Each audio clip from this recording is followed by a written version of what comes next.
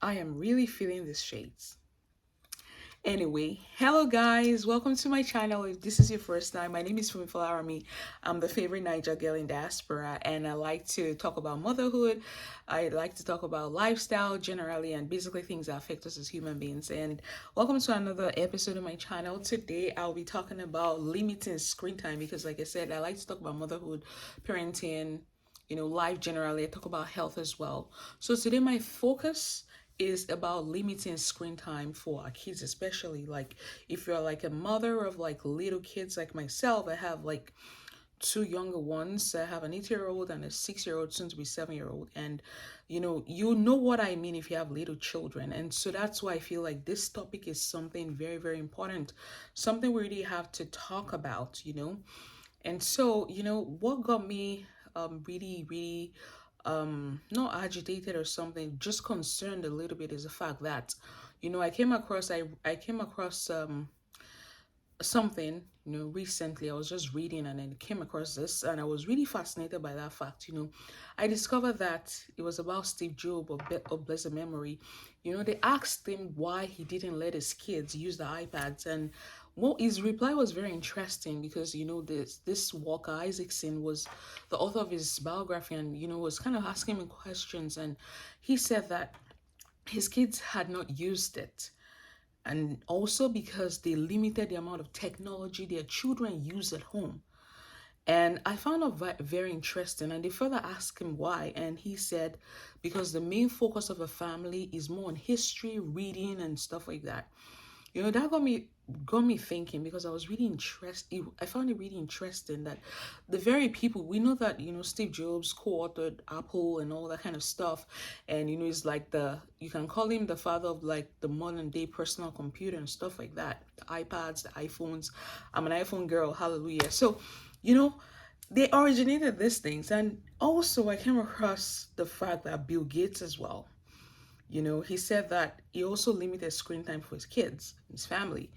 And he said in his word quotes, we often set time, they often set a time after which there is no screen time. So basically, it means that they were very, even though these people you feel like these people are like, they should be like, everywhere you go in their house should be full of technology, like everywhere, like, their kids are like geniuses, they're like doing this thing, like it's like they're dreaming and swimming in technology, right? That's what you would assume, but that is not the truth.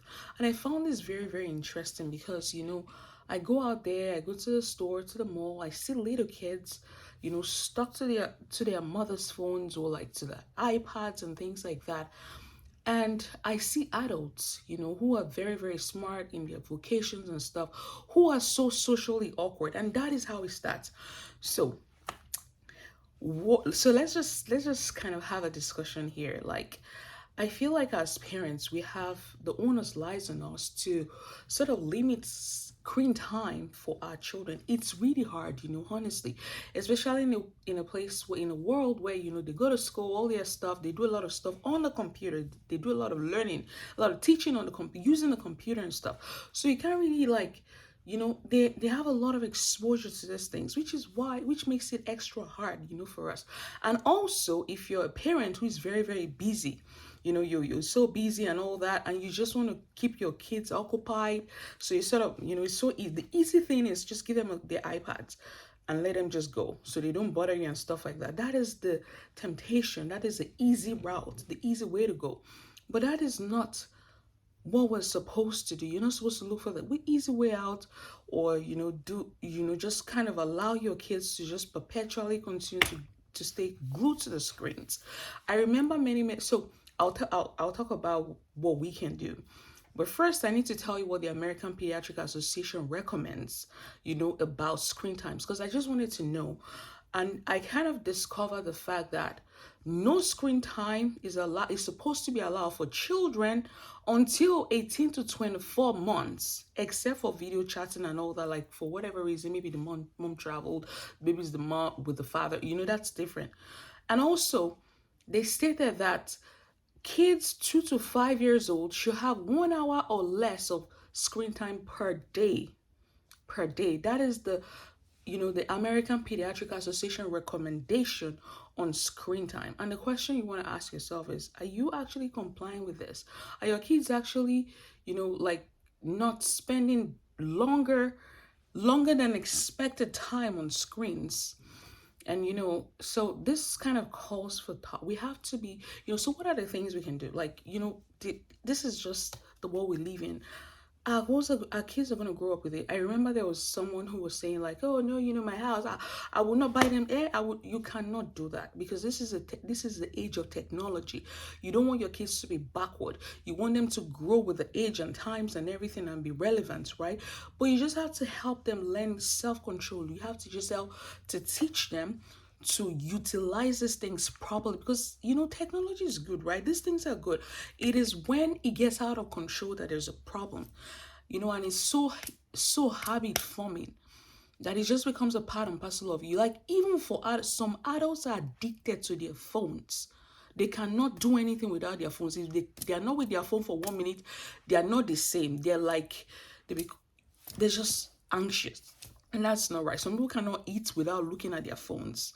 Even adults have problems with this. So we want to help our children to do better. We want them to, not to become zombies. Like, you don't want your kids to become zombies, like, YouTube zombies and socially awkward people. You want them to develop that human interaction.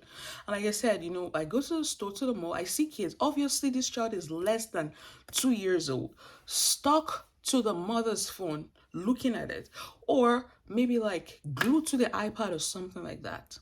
So we need understanding to know what is right, so that you know that the people that created these things, they are smart enough. They don't use it indiscretionally. They have discretion with the use of these things. So you feel like you have arrived, you're enjoying, you have money, you can buy all these things, pile it into your house and give it to your kids and let them just wallow in it. No, you cannot do that. You have to be, first of all, how can we limit screen time for our kids? We need to be intentional. First of all, like I talk about a place of knowledge. You need to have understanding that, see, the people that made this thing, they are even controlling things to their own family. So you yourself, you have a lot of work to do. And so you have to, be intentional about limiting screen time for your kids. Like, for example, my kids, they know they don't get their iPads throughout the week. They get it on the weekends. And also during the week, I tell them there's just, you pick one TV show. And the reason, and I learned this from one of my friends who only allows her kid to watch like just one TV show. And the reason is this, because my kids are so smart. They'll tell you, "Oh, mommy, can we just choose? Can we just, let's just watch something on Netflix?" Because they know that when they choose something on Netflix, it kind of keeps going over and over. Like, it has different episodes. They can pick like a season, maybe cartoon or something, and it has episodes and episodes and episodes. And, sometimes it exceeds 30 minutes. Like, I want them to do it for 30 minutes, and then it exceeds 30 minutes. And they're like, they're so smart. But if it's a TV show, the TV show is from 7:30 to 8 p.m. and that's it. It's bedtime. And so we have to be intentional, set the expectations and let them know what the expectation is and help them establish this. That's one thing. I know there was one time I went to the extreme. In my house, I said it was a no TV January. Like, there was that year in my house, there was no screen. I said no TV, no screen, nothing. Everybody just bond and stuff. It was tough, it was hard, but we did it. And it was really amazing. And I think we should try this. We need to just, be intentional. That's the first thing. Number two thing I feel we can do is just to kind of create an alternative. So you tell your kids, you're not watching TV, you're not watching no iPad, no. So what is the alternative you have created for these children, right? What is the alternative? Are you like, do you have games in your house that you play? Do you have time for conversations? Do you have time to just take a walk? Do you take them outside to just like maybe play on their bikes or just roam around or just do something different, maybe paint or something? So you have to create an alternative for them, because they'll tell you, "Oh, mom, I'm bored." Many times my children tell me, "Oh, mommy, I'm so bored." And I tell them, it is in boredom that a genius is born. Be bored. You will be bored. So I try to create alternatives for them. We come up with creative arts. We come up with like projects that we work on. We do science experiments sometimes, and as much as my work would allow me. So you need to create an alternative for your children. I feel like I've talked too much, but I'm just so passionate about this because I realize that even the people that created this thing, they are not using it as crazily as we are using it. And then it's like as in, so we want to do better for our children. Like when we were growing up I grew up in West Africa, and growing up we had something called NEPA. NEPA is like the National Power Authority. When there is no light, how will you even watch TV? How will you we as in? So I mean, maybe NEPA saved our lives in so many ways when we were growing up, but we need to be the NEPA in the lives of our own children here. We need to be like the mother hawks, the mama bears, the papa bears, and be there and help our children make better choices and actually be parents to these children. All right, guys, I feel like I've talked so much, but this is just a topic that is after my heart, and I really want us to do better. I want us to have, to raise and nurture children that are whole and just they're not socially awkward. They don't grow up to be very smart. They can do a lot of amazing stuff, code and things like that, amazing things with technology, that they have zero social interactive skills. And it's so bad. Like so many children, you put them in a place, take away their phones, they don't know what to do. And they don't even understand, the basic concept of natural, organic human behavior of like, when you're not stuck to your phone, what do? You talk to people.